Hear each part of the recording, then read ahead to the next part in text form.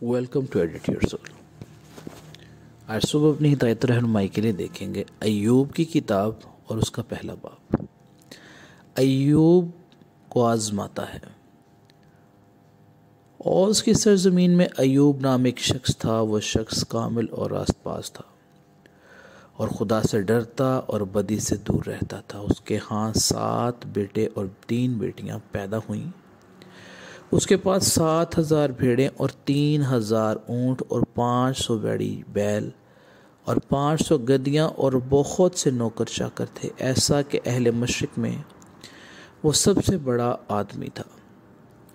उसके बेटे एक दूसरे के घर जाया करते थे और हर एक अपने दिन पर ज़ियाफ़त करता था और अपने साथ खाने पीने को अपनी तीनों बहनों को बुलावा भेजते थे।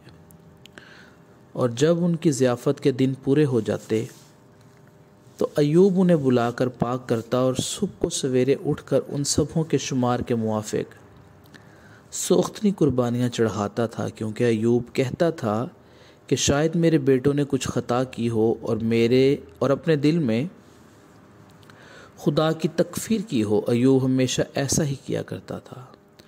और एक दिन खुदा के बेटे आए कि खुदावंद के हजूर हाजिर हों, और उनके दरमियान शैतान भी आया। और खुदावंद ने शैतान से पूछा कि तू कहाँ से आता है।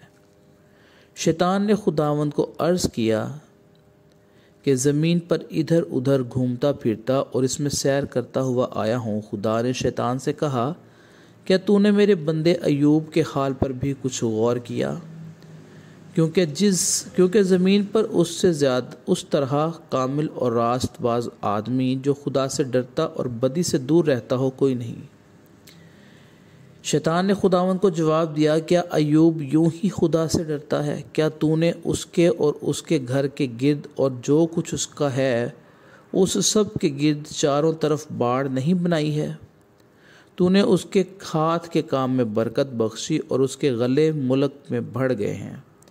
पर तू ज़रा अपना हाथ बढ़ा कर जो कुछ उसका है उसे छू ही दे तो क्या वो तेरे मुंह पर तेरी तकफीर न करेगा?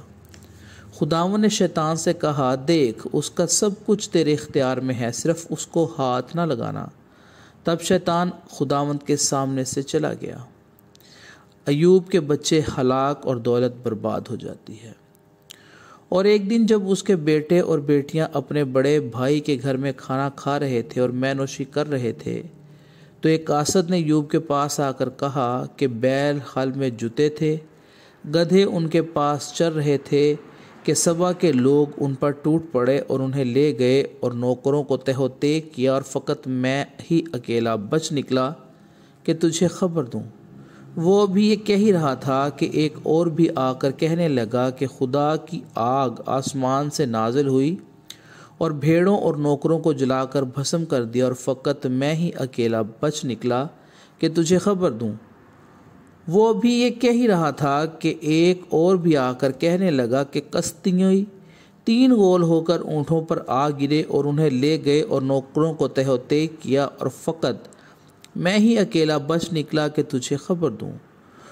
वो अभी ये कह ही रहा था कि एक और भी आकर कहने लगा कि तेरे बेटे बेटियां अपने बड़े भाई के घर में खाना खा रहे थे और मैनोशी कर रहे थे, और देख बियाबान से एक बड़ी आंधी चली और उस घर के चारों कोनों पर ऐसे ज़ोर से टकराई कि वो इन जवानों पर गिर पड़ा और वो मर गए, और फ़कत मैं ही अकेला बच निकला कि तुझे खबर दूं।